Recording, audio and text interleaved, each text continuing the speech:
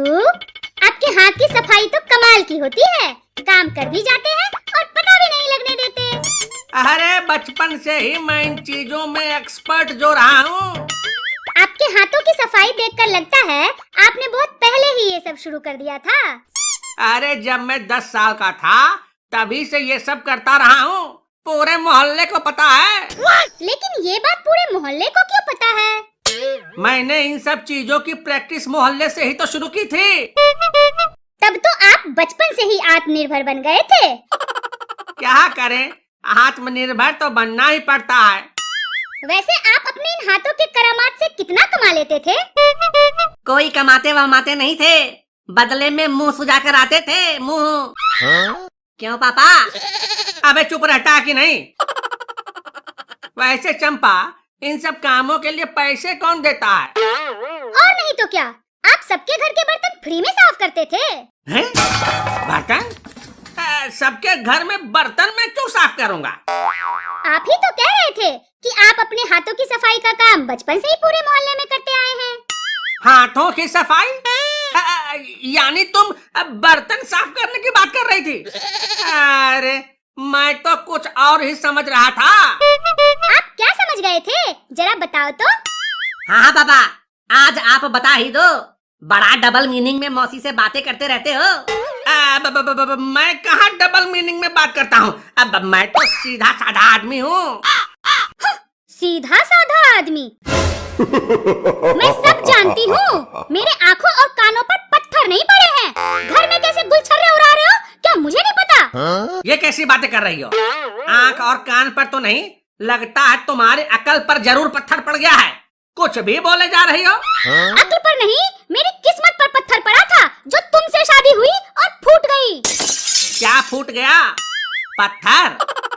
नहीं, किस्मत फूट गई।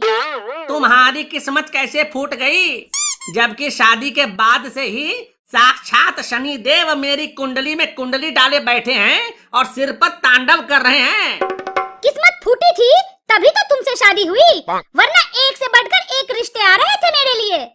वो सभी किस्मत वाले होंगे जो बच गए। एक मैं ही था जो फंस गया। पापा, आज आप होश में नहीं लग रहे हो, या फिर आपको इस बात का होश नहीं कि आगे क्या होगा? तू बीच में मत बोल।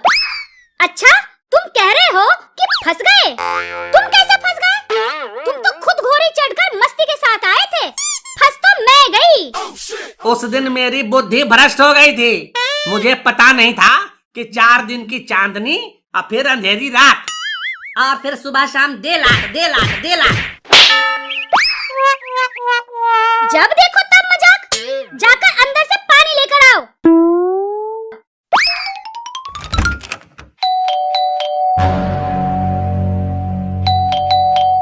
अरे ओ भाग्यवान, जरा देखो तो कौन है दरवाजे पे? होगा कोई तुम्हारा ही लफंगा दोस्त। अभी देखती हूँ, गेट पर ही टांग तोड़कर गर्दन में लटका दूंगी।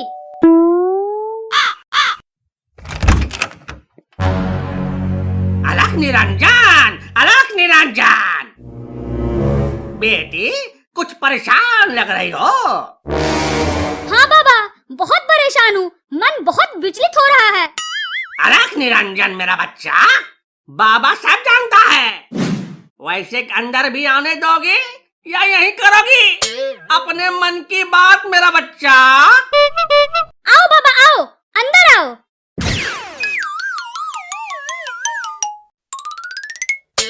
ये कौन है? हम बाबा है बच्चा, हम सबका करते हैं भला। अच्छा किया बाबा जो यहाँ आ गए।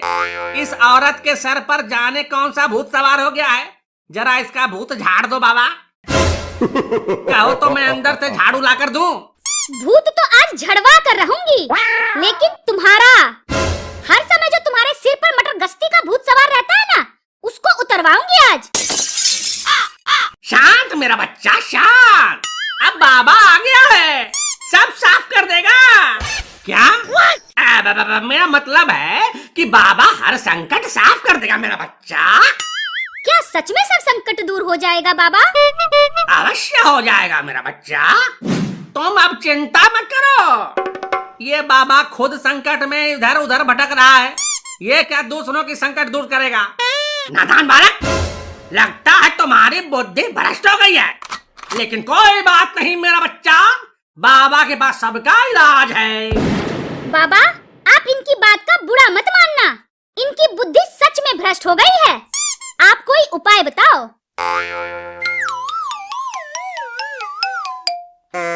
ठीक है, जरा अपना हाथ दिखाओ मेरा बच्चा। अरे वाह बच्चा, तुम्हारे हाथ में तो महायोग है। ऊपर वाले की कृपा से सब कुछ दो दो। क्या मतलब? तेरे पास दो दो घर है? हाँ है। दो दो गाड़ी है? हाँ है। दो दो नारी है? हाँ है। आजकल तो सबके पास दो दो हैं। क्या? दो दो नारी? हैं? ये तो ऐसे ही फ्लो में निकल गया। लेकिन मेरा बच्चा, तुम्हारे हाथ में एक महादोष है जो तुम्हें आगे बढ़ने से रोक रहा है। हाँ पता है, पिछले 15 सालों से ये महादोष है। पिछले 15 सालों से? लेकिन तुम्हें कैसे पता चला मेरा बच्चा?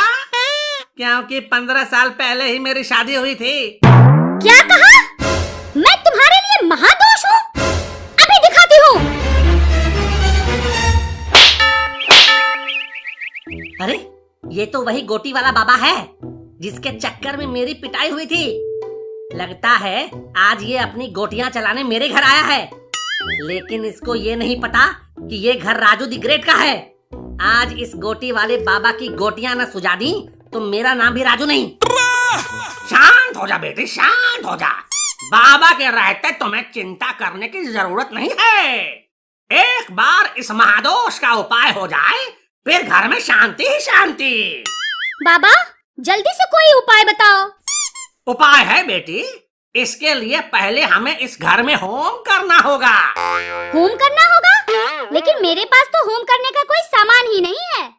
बाबा के रहते तुम्हें कोई चिंता करने की जरूरत नहीं है मेरा बच्चा। होम का सारा सामान मेरे पास है। तुम बस अपने गहने और कीमती सामान यहाँ ले आओ। होम करने के लिए कीमती सामान और गहने की क्या जरूरत है? तुम चुप करो। बाबा, ठीक है, मैं अभी लेकर आती हूँ।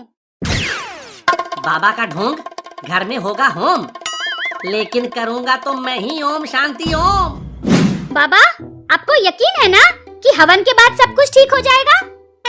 अरे निरंजन बेटी, बाबा की काबिलियत पर शक नहीं करते। देखते जाओ, चुटकी बजाते ही सब गुल हो जाएगा। कहीं सारा सामान ही गुल ना हो जाए। कुछ समय के लिए अपना मुंह बंद भी कर लो, बाबा गुस्सा हो जाएंगे। ठीक है, अब हवन शुरू करते हैं।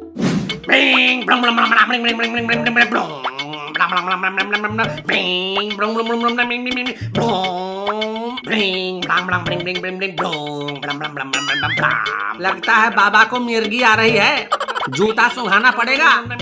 कुछ ऐसी वैसी बात मत बोलो, नहीं तो अनिष्ट हो जाएगा। अब सब मिलकर इस पर फूंक मारो मेरा बच्चा।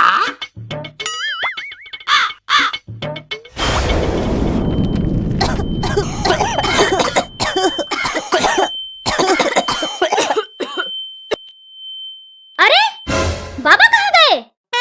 और मेरे गहने, सारा सामान कहाँ गायब हो गया? मुझे तो पहले ही पता था ये बाबा ढोंगी है। और करा लो हवन। हे भगवान, मैं तो लुट गई। मैं क्यों बाबा के चक्कर में आ गई? मम्मी पापा सब इधर आओ।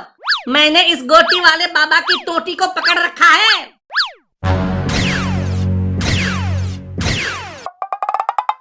अरे राजू, ये बाबा तो... मुझे पता था मम्मी, ये बाबा ढोंगी है। अपने गोटी के चक्कर में लोगों की गोटियां घुमाता रहता है। इसीलिए तो मैं घर से बाहर आ गया था। जैसे ही यह सामान लेकर भागा, मैंने पकड़ लिया। मुझे छोड़ दे बच्चा, वरना मैं श्राप दे दूंगा। चुप बे गंजू, अभी तो टोटी पकड़ रखा है। ज्यादा बकवास की तो तेरी गोटी फोड़ दूंगा। साले नकली बाल और दाढ़ी लगाकर लोगों को ठगता है और हमारे असली और पूजनीय साधु संतों का नाम बदनाम करता है। जियो मेरे लाल, तुमने तो कमाल कर दिया। मारो इस ढोंगी बाबा को।